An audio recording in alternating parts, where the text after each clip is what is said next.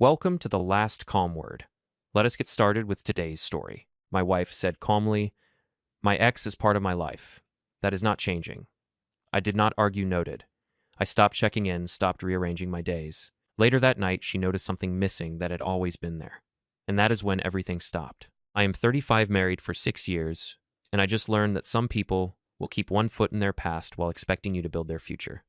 My wife reconnected with her ex about 4 months ago. They dated in college, broke up when he moved across the country for work. Stayed loosely in touch over the years. Nothing that bothered me initially. Then he moved back to our city for a new job. She mentioned grabbing coffee with him to catch up. I said sure. Did not think twice about it. That one coffee turned into regular lunches, then dinners, then weekend hangouts, always with the same explanation. We are just friends. He is going through a tough time with the move. I am helping him adjust. I trusted her. Still do, actually. I do not think anything physical happened, but emotional boundaries started blurring in ways that made me uncomfortable. Last Tuesday, she came home from another dinner with him around 900 in the evening. I was watching television, had already eaten. She sat down next to me. Did not apologize for missing our dinner plans we would have made that morning. We need to talk. Okay. You have been distant lately. Cold. I can feel it. I have been giving you space to spend time with your friend. He has a name. I know his name. I am choosing not to use it. That is petty. That is self-preservation. She crossed her arms. I do not like this version of you. You are being passive-aggressive. I am being clear. You are spending more time with your ex than with me. That bothers me. I have mentioned it before. Nothing changed. Because nothing needs to change. We are friends.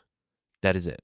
I can have male friends. You can, but when those male friends are exes, you see 3 times a week, while I see you maybe once. That is not friendship, that is a relationship. You are being ridiculous. There is nothing romantic between us. Then why does he get more of your time than I do? Why do his needs come before our plans? Why am I always the one adjusting? Because you are secure. He needs support right now. I thought you would understand that. I understand it. I do not agree with it. There is a difference. She stood up. I am not having this conversation again. My ex is part of my life. That is not changing. You need to accept that. I looked at her for a long moment. She was not asking. She was making a unilateral decision about our marriage and expecting me to fall in line. Noted. What does that mean? It means I heard you. You have made your priority clear. I am adjusting my expectations accordingly. Do not be like that. Like what? Honest. You just told me your ex matters more than my comfort. I am acknowledging that reality. I did not say he matters more. You did not have to. Your actions have been saying it for months. You just confirmed it verbally. She grabbed her phone and keys. I am going for a drive. I cannot deal with this right now. Say hi to him for me. She left without responding. I sat on the couch for another hour, then went to bed around 11 o'clock. She came home around midnight, slept on the couch, without saying goodnight. Wednesday morning. I woke up at 6, like always. Got ready for work quietly. She was still asleep on the couch when I left. I used to text her throughout the day. Good morning messages, lunch check-ins, evening updates about when I would be home, just little connection points that kept us close. I did not text her Wednesday, did not check in, did not ask about her day. Just went about my work, handled my responsibilities, existed without orbiting around her. She noticed around noon she texted, "You did not say good morning." I did not respond immediately. Had a meeting at 1 o'clock, dealt with some emails after. Saw her text around 3 o'clock, but did not reply. At 5, another text. "Are you okay?" Me at 6 o'clock. "I am fine." Her. "You are being weird." Me. "I am being consistent with your stated priorities." Her. "What is that supposed to mean?" Me. "You said your ex is part of your life, and that is not changing. I am adjusting my behavior to reflect that reality." Her, by ignoring me. Me, by not making you my priority when I am clearly not yours. Her. This is childish. Me. This is proportional. She called me. I let it ring. Called again. I declined it. She texted. "We need to talk when you get home." I got home at 7 o'clock. She was in the kitchen making dinner, for I would be home. I did not know if you would have eaten. I have been coming home at 7 for 6 years. You know my schedule. Your schedule has been unpredictable lately. My schedule has not changed at all. Your attention has. She sat down with her plate. "Are you going to eat? I will make something later. Stop being difficult." I am not being difficult. I am being independent. That is what you wanted, right? Me accepting that your ex is part of your life. I wanted you to be mature about it, not punish me. I am not punishing you. I am just not centering my life around you anymore. You are busy. I am adjusting by ignoring me, by not checking in. I checked in today. You asked if I was okay. I said I was fine. That is checking in. That is not what I mean. And you know it. Then what do you mean? Spell it out, because I am confused about what you actually want from me. She put down her fork. I want you to support me having friends. I do support that. I do not support you prioritizing an ex over your husband. Those are different things. He is not just an ex. He is someone important to me. Cool. I used to be someone important to you too. Past tense, apparently. That is not fair, is not it? When is the last time we had dinner together? A real conversation, quality time that was not interrupted by your phone buzzing with texts from him. She did not answer. That is what I thought. I am going to take a shower. I left her sitting at the table. Took a long shower. When I came out, she was on the couch, scrolling through her phone, probably texting him about what a jerk I was being. Thursday, I woke up early again. She was in bed this time. I got ready, quietly left without waking her, did not leave a note, did not text. Around 10 o'clock she called. I was in a meeting, did not answer. She called again at 11 o'clock. I was free, but did not pick up. She texted, "Why are not you answering me at 100 in the afternoon?"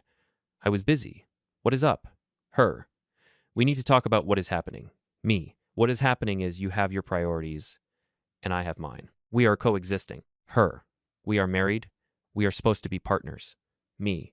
Partners communicate. Partners compromise. Partners prioritize each other. We have not been doing any of that. Her. I have been communicating. You are the one shutting down me. I communicated for months that I was uncomfortable with how much time you spend with him. You dismissed it every time. So I stopped communicating that discomfort and started adjusting my behavior instead. Her, by pulling away from me. By giving you the space you clearly wanted, you are welcome. Her. I do not want space. I want my husband back. Me. Then act like you want a husband, not a roommate who is supposed to be okay with coming second. She did not respond for hours. I went about my day. Had dinner with a coworker who had asked earlier in the week. Told my wife via text at 6. Having dinner with a friend home late. She replied immediately. Who? Me. A friend. Her. I would like to know who. Me. Someone from work. We are discussing a project. Her. Is it a woman? Me. Does it matter? Her. Yes. Me. Interesting. Suddenly who I spend time with matters. That is new. Her. Do not do this. Me. Do what? Have dinner with a friend like you have been doing 3 times a week for months. Her. That is different. Me. How? Her. Because I have been transparent about it. Me. So am I, having dinner with a coworker. That is transparent. Her. You are doing this to hurt me. Me. I am doing this to live my life without centering it around someone who does not center theirs around me. I turned off, my phone, had a nice dinner, talked about work life, normal things. Got home around 10 o'clock. She was waiting up. Who were you with? I told you. A coworker. Man or woman? Why does it matter? It matters. It was a woman. We have worked together for 3 years. Nothing romantic, just dinner between colleagues. You have never mentioned her before.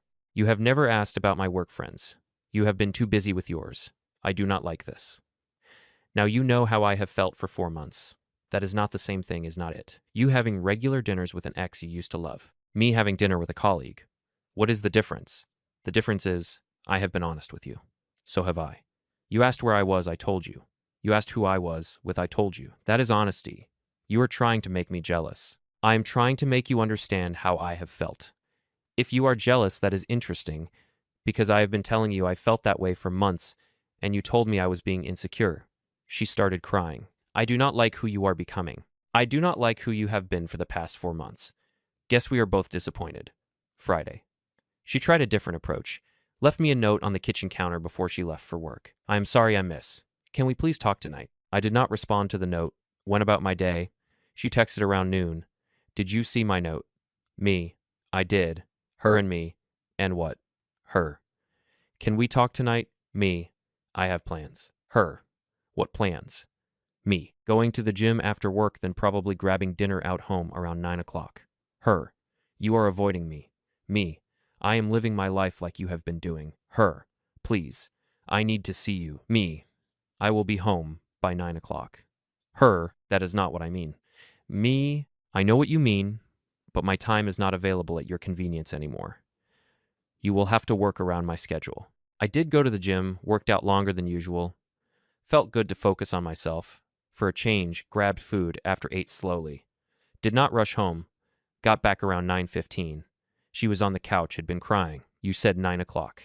I said around 9 o'clock. It is 9:15. That is around 9 o'clock. You used to always be home when you said you would. Used to. A lot of things are different now.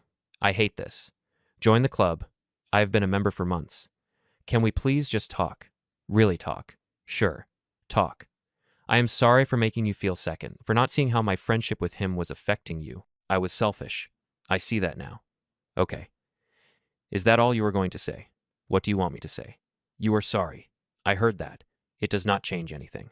Why not? Because sorry without change is just words. You are sorry because I pulled back, and you do not like how it feels, not because you actually understand what you did wrong.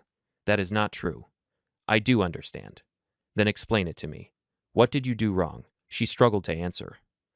I spent too much time with him. And I did not prioritize you. And I dismissed your feelings. Getting warmer but still missing the core issue. What is the core issue? You chose him over me, over and over for months. Every time I expressed discomfort, you made it about my insecurity instead of your choices. You gaslit me into thinking I was the problem. Then, when I finally stopped fighting it and adjusted my behavior to match your priorities, you suddenly care about my attention. I did not gaslight you. You told me I was being insecure, told me I was being controlling, told me I needed to be more secure, all while spending 3 nights a week with an ex and canceling plans with me. That is gaslighting. I never canceled plans. You canceled dinner Tuesday. We made plans that morning. You went out with him instead. Did not even call to tell me. Just came home and acted like it was normal. I forgot about dinner. Exactly. You forgot about me because he was more important. That is the problem. She was crying again. What do I have to do to fix this? I do not know if you can. What does that mean? It means I spent 4 months trying to fix this, trying to communicate, trying to set boundaries. You did not listen.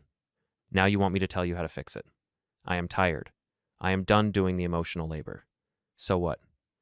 We are just over. I did not say that. I said, I do not know if you can fix it. That is different.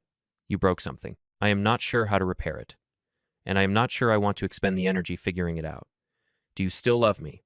I love the person I married. I do not know who you are anymore.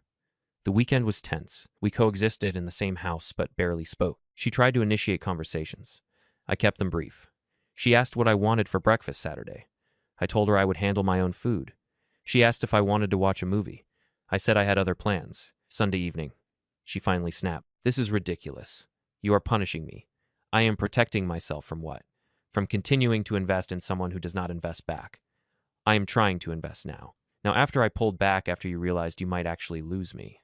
That is not investment. That is panic. What do you want me to do? I want you to want our marriage more than you want your ex-friendship, but I cannot tell you to want that. You have to choose it. I choose you. Words. Show me. How? I do not know. That is your job to figure out. I've been showing you for 6 years how to prioritize a partner. You have been showing me for 4 months how to deprioritize one. Learn from your own example. Monday morning, she tried something different. Got up early, made breakfast for both of us. I walked into the kitchen and saw 2 plates on the table. I made breakfast. I see that. Will you eat with me? I appreciate the gesture, but I am not hungry. Please just sit with me. Why? Because I am trying. You are trying to get back what you had. You are not trying to understand what you lost. What is the difference? The difference is you want things to go back to normal. I do not. Normal was not working for me. I was unhappy for months, and you did not notice or did not care. Now that I am adjusting to that unhappiness by disengaging, you want the old dynamic back. I do not. What do you want? I want a wife who chooses me first, who does not need me to pull away, to realize I matter, who sees my value before I have to demonstrate my absence. I see your value. You see my absence. There is a difference. Tuesday, she cut contact with her ex, told me that evening that she would have explained to him they needed space, that their friendship was hurting her marriage, that she needed to prioritize me. I told him we cannot hang out anymore. Okay, that is it. Just okay. What do you want? A medal. You did what you should have done months ago when I first asked. I thought you would be happy. I am not happy or unhappy. I am neutral. You removed a symptom. The disease is still there. What disease? You do not prioritize us. The ex was just the most obvious example. But even without him, I do not trust that you will choose me first. How do I prove that? Time consistency, actually following through, not just when I am pulling away, but as a default. I can do that. We will see. Over the next few weeks, she tried made dinners, initiated conversations, planned date nights, all things she used to do before he came back into the picture. But something was different now. I was not eager or grateful. I was cautious, observant, waiting to see if this was real change or temporary performance. She noticed my guardedness. You are still distant. I am observing. Observing what? Whether this is who you are or who you are pretending to be to get me back, that is not fair. You lost the benefit of the doubt. That is fair. It has been 3 months since the conversation where she told me her ex was part of her life. She has not seen him since. Has texted him a few times. Brief check-ins that she shows me proactively. Making an effort at transparency. We are in couples counseling now. Started about a month ago. The therapist asked me in our second session why I pulled away instead of fighting harder. Because I would have been fighting for months alone. I was tired. Pulling away was not giving up. It was stopping the losing battle and conserving energy. The therapist asked my wife why she did not see it earlier. She did not have a good answer. Said she was caught up in helping a friend. Said she did not realize how much it was affecting me. Said she thought I was secure enough to handle it. The therapist pointed out that security does not mean tolerating neglect. That asking your partner to accept less is not the same as asking them to be secure. We are making progress slowly. She is learning to prioritize differently. I am learning to trust again. Neither is easy. She asked me last week if I forgave her. I told her I was working on it. She asked if I still loved her. I told her I was figuring that out. You do not know if you love me. I know I loved who you were. I am getting to know who you are now. I will let you know when I decide if I love this version. That is harsh. That is honest. You wanted honesty. You are getting it. The thing that is missing, the thing she noticed that night after I said noted, it was my presence, my attention, my automatic inclusion of her in my daily life. The constant small gestures of love and partnership I used to do without thinking. I stopped checking in, stopped rearranging my schedule around hers, stopped making her the center of my world, and the absence of that was louder than any argument I could have made. She is working to earn it back. Time will tell if she succeeds. But I learned something important through this. Sometimes the most powerful response to being deprioritized is to stop prioritizing back. Not out of spite, out of self-preservation. You cannot make someone value you, but you can stop devaluing yourself by accepting less than you deserve. I accepted less for months. When I stopped, she finally noticed what she had been taking for granted. Whether that awareness turns into lasting change, that is still being determined. But at least now we are both clear on what the stakes are. She knows what she could lose. I know what I am not willing to accept, and that clarity, painful as it is, might be the only chance we have at salvaging this. Thank you so much for watching till the end. Wishing you all the best. Stay healthy and take care.